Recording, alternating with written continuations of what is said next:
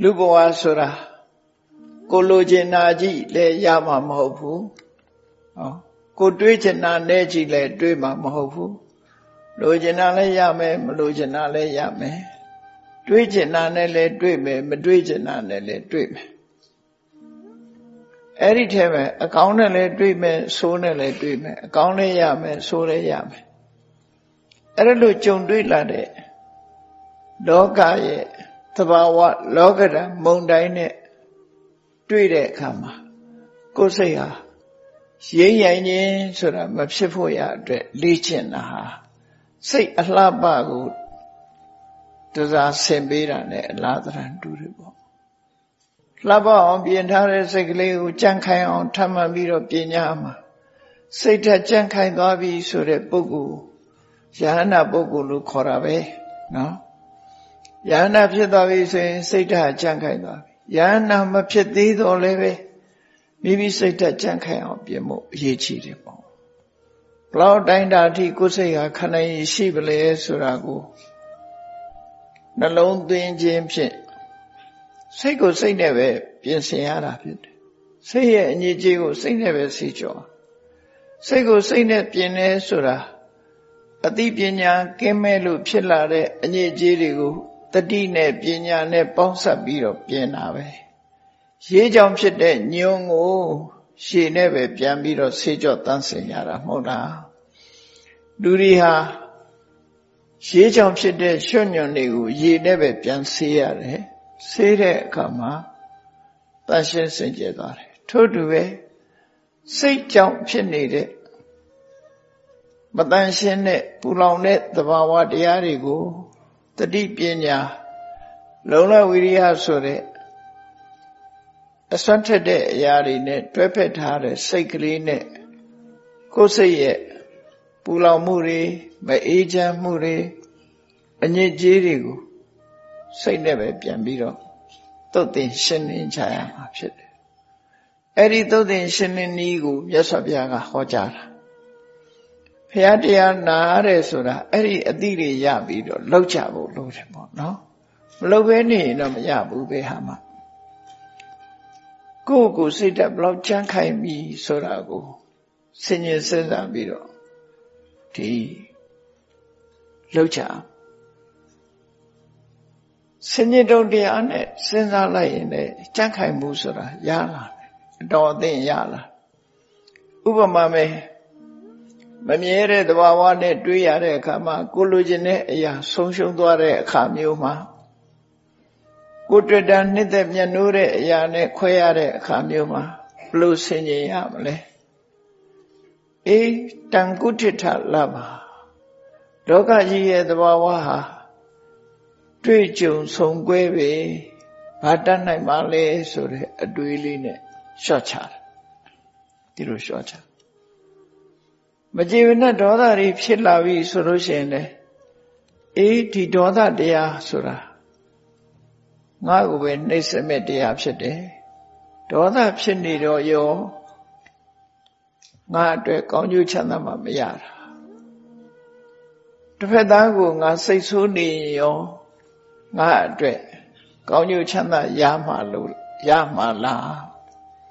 တစ်ဖက်သားရဲ့စိတ်ဆိုးမှုတစ်ဖက်သားရဲ့စော်ကားမှုကိုလက်ခံပြီးခေါင်းထဲမှာစဉ်းစားနေလို့ရှိရင်ငါမှပဲဆုံးရှုံးမှာပဲလို့ဟောဒီလိုစဉ်းစားလိုက်ပြီးတဲ့အခါကျတော့အေးကိုယ်ကပ်ပါတာမှမဟုတ်တာသူပြောတာသူနဲ့သာသက်ဆိုင်တယ်ငါလည်းမဆိုင်ဘူးဒီလိုနှလုံးသွင်းပြီးတော့တစ်ဖက်သားရဲ့စော်ကားမော်ကားတာနဲ့ကြုံတဲ့အခါမှာလည်းပဲအဲ့ဒီလိုသိခန့်ခြင်းနဲ့နေလဲရတယ်မြတ်စွာဘုရားကိုယ်တိုင်ကအဲ့ဒီစနစ်ကိုကျင့်သုံးခဲ့တာစဉ်းစားကြည့်လက်မခံတဲ့လက်ဆောင်နဲ့မြတ်စွာဘုရားကိုယ့်ကိုပစ္စည်းတစ်ခုလာပေးတယ်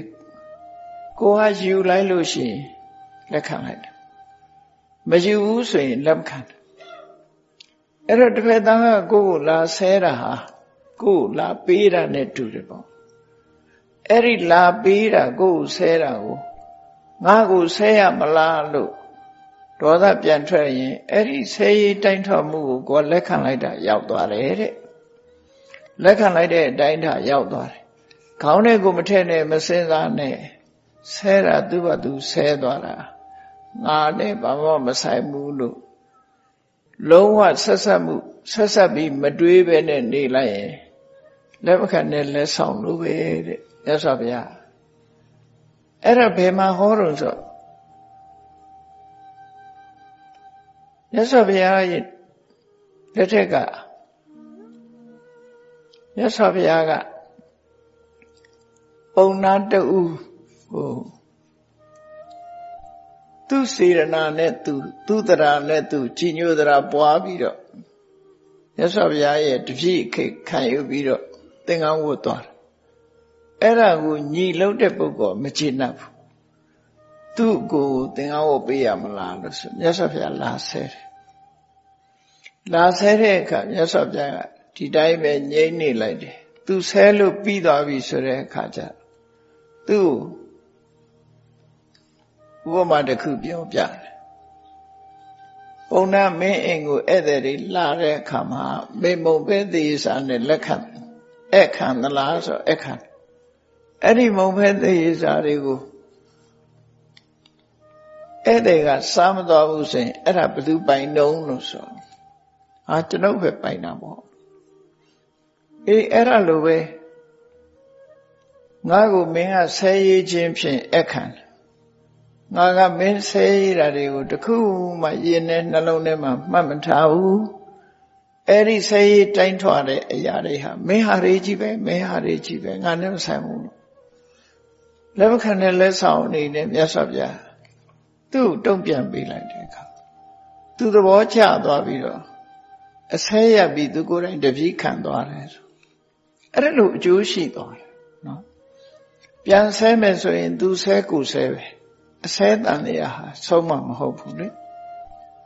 လူဆိုတာဒေါသဆိုတာရောကြသွားတယ်လို့မရှိဘူးသူကဒုံနဲ့ရိုက်ရင်ငါဓာတ်နဲ့ခုံမယ်သူကဓာတ်နဲ့ခုံရင်ငါသနတ်နဲ့ပြစ်မယ်ဆိုဆက်လာမှာပဲရှိတယ်တိုးတက်လာမှာပဲဖြစ်တယ်